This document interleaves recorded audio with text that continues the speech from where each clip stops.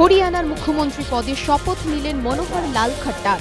শপথ গ্রহণ অনুষ্ঠানে উপস্থিত ছিলেন প্রধানমন্ত্রী নরেন্দ্র মোদী, বিদেশমন্ত্রী সুষমা স্বরাজ, বিজেপি সভাপতি অমিত শাহ সহ দলের শীর্ষ নেতৃত্ব। হরিয়ানার ৯০টি আসনের মধ্যে ৪৭টি পেয়ে নিরঙ্কুশ সংখ্যাগরিষ্ঠতা লাভ করে বিজেপি। তারপরে জাট না অজাট কার হাতে মুখ্যমন্ত্রীর দায়িত্ব তুলে দেওয়া হবে তা নিয়ে টানাপোড়েনও চলতে থাকে। শেষমেশ অজাট নেতা হিসেবে মনোহর লাল খট্টারের হাতেই দায়িত্ব তুলে দেয় বিজেপির কেন্দ্রীয় নেতৃত্ব।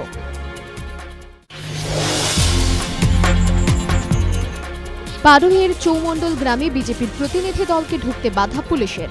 তাদের দাবি, আজ সকাল ১০টা থেকে চৌমণ্ডল ও সংলগ্ন বেশ কয়েকটি গ্রামে ১৪৪ ধারা জারি করা হয়েছে। এই যুক্তি দেখিয়ে আজ বিজেপি নেতাদের গ্রামে ঢুকতে বাধা দেয় পুলিশ। এরপরই কর্তব্যরত পুলিশ কর্মীদের সঙ্গে বাদানুবাদে জড়িয়ে পড়ে বিজেপি নেতৃত্ব। বিজেপির অভিযোগ, শাসক দলের নির্দেশে তাদের কর্মসূচিকে বানচাল করতে চায় পুলিশ প্রশাসন। সে কারণেই তড়িঘড়ি গ্রামে ১৪৪ ধারা জারি করা হয়েছে। এই ঘটনার প্রতিবাদে পুলিশ সুপারের দপ্তরের বাইরে বিক্ষোভ দেখানো হবে বলে জানিয়েছে বিজেপি।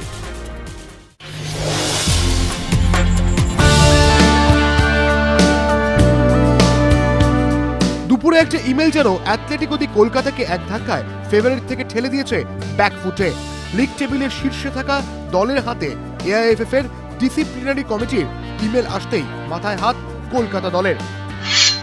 এফসি গোয়া ম্যাচে ঝামেলার জন্য ফিকরুকে 2টি ম্যাচ সাসপেন্ড করা হয়েছে। জরিমানা করা হয়েছে 5 লক্ষ টাকা।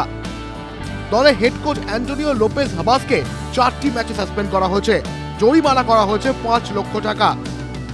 দলের গোলকিপার কোচ প্রদীপ কুমার ভক্তাওয়ের একটি ম্যাচ সাসপেন্ড হয়েছেন। জরিমানা হয়েছে 30,000 টাকা। মর্গানের দলের বিরুদ্ধে নামা আগে এই শাস্তির ইমেল যেন দিশেহারা করে দেয় অ্যাথলেটিকো দি কলকাতাকে। ফেডারেশনের কাছে ইমেল করে শাস্তি কমানোর অনুরোধ করেছে অ্যাথলেটিকো, কিন্তু কেরালা ম্যাচে পাওয়া যাবে না এই 3 জনকে। তার সঙ্গে যুক্ত হয়েছে বিশ্বজিৎ সাহা ও ডেনজিল ফ্র্যাঙ্কোর চোট। এখনো পুরোপুরি ফিট নন লুই গার্সিয়া। 3 জনেই অনিশ্চিত। হঠাৎই লিগ টেবিলের শীর্ষে থাকা অ্যাথলেটিকো যেন চাপে পড়ে গিয়েছে। তবে সাংবাদিক সম্মেলনে এসে সঞ্জু প্রধানের দাবি, তারা তৈরি। অ্যাথলেটিকো শাস্তির জন্য ব্যাকফুটে, মানতে নারাজ কেরালা ব্লাস্টার্স কোচ মর্গান ও ফুটবলার মেহতাব হোসেন। দলের 2 ব্যাক চোটের জন্য অনিশ্চিত। তার মধ্যে দলের সেরা স্ট্রাইকার নেই, কোচ থাকবেন না রিজার্ভ বেঞ্চে। এই পরিস্থিতিতে প্রাথমিক ধাক্কা কাটিয়ে 3 পয়েন্টের লক্ষ্যে নামছে সৌরভের দল।